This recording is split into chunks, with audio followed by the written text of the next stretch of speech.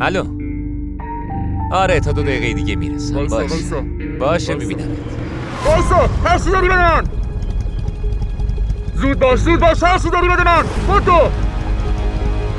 زود باش بشم. بریم.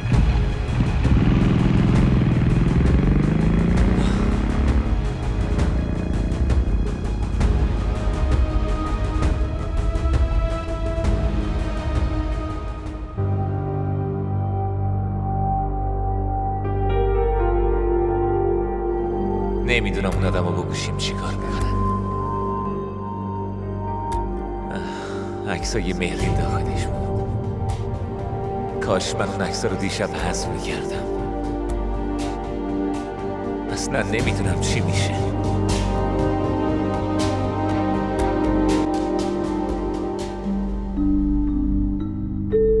نمیدونم این موضوع رو به مهرین بگم یا نه.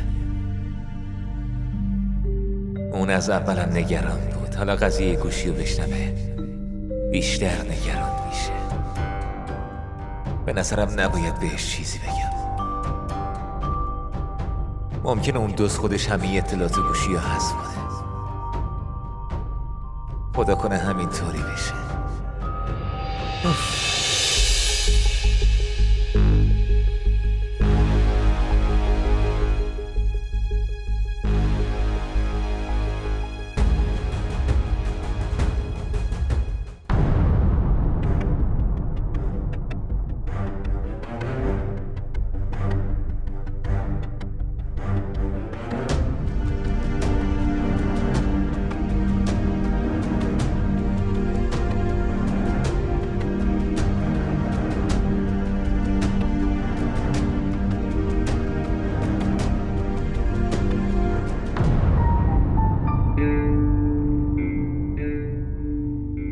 مهری بیا اینجا. چی شده؟ تو بیا اینجا. چرا اینا اینجوری میکنن؟ راستش مهرین اتفاق خیلی بدی واسه افتاده. نتاشا هرچی هست بگو، من دلم خیلی شور میزنه. خب راستش یکی عکسای نامناسب تو اینترنت پخش کرده بود. همه بچه‌های دانشگاه همون عکس‌ها رو دیدن.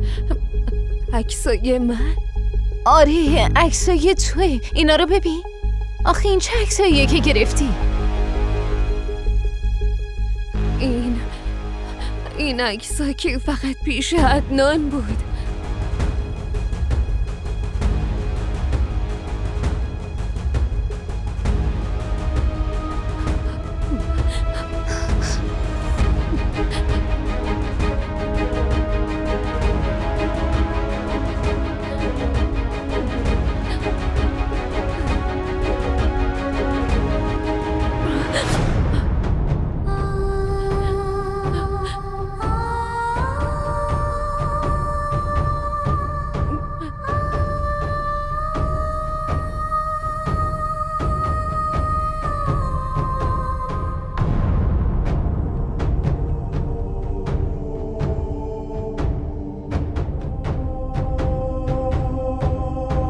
همشو تموم کنی یا؟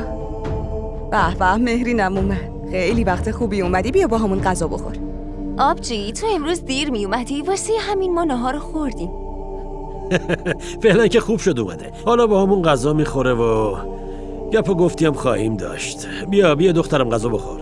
من گرسنم نیست. مهری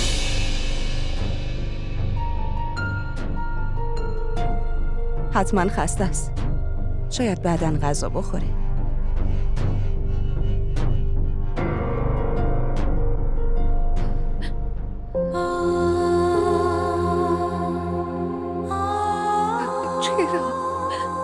چرا این کارو با من کردی عدنان؟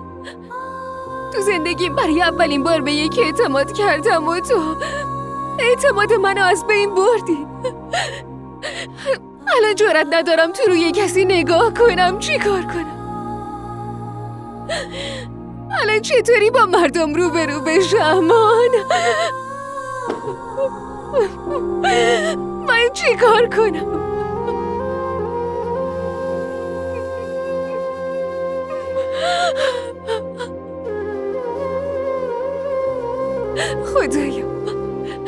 خدایا تو بهم کمک کن.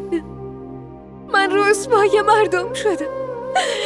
منو از این رسوایی نجات بده. کاش به حرفای عدنان گوش نمی کردم و عکس رو نمی گرفتم. کاش یه راهی بود و دوباره به عقب برمی گشتم.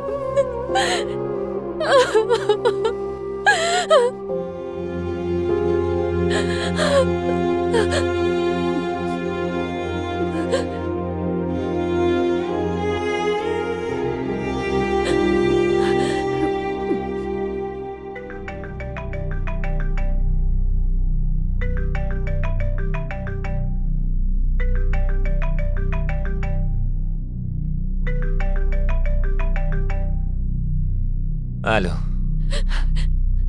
چرا با من این کارو کردی؟ بگو تقصیر من چی بود؟ همین که دوستت داشتم. آره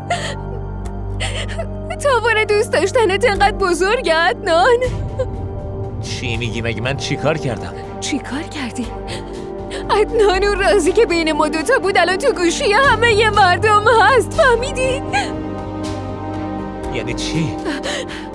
به من راستشو بگو. عکسای منو کی تو اینترنت پخش کرده؟ چی؟ جواب منو بده. مهرین به خدا قسم من تقصیری ندارم. گوشیمو دزدیدن، من مطمئنم.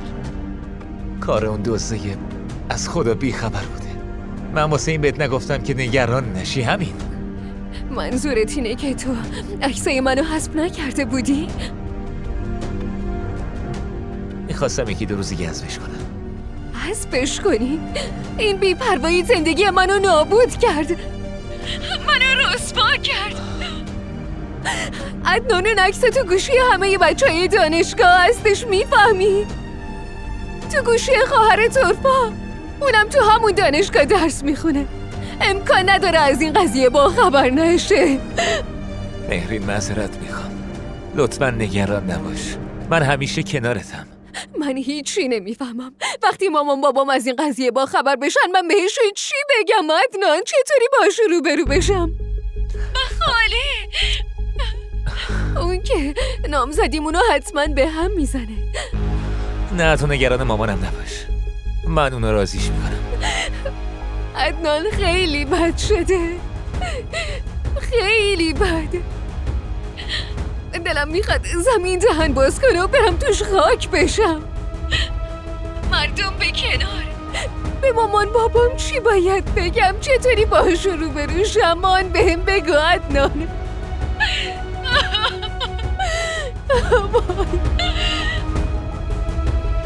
مهرین لطفاً گریه نکن.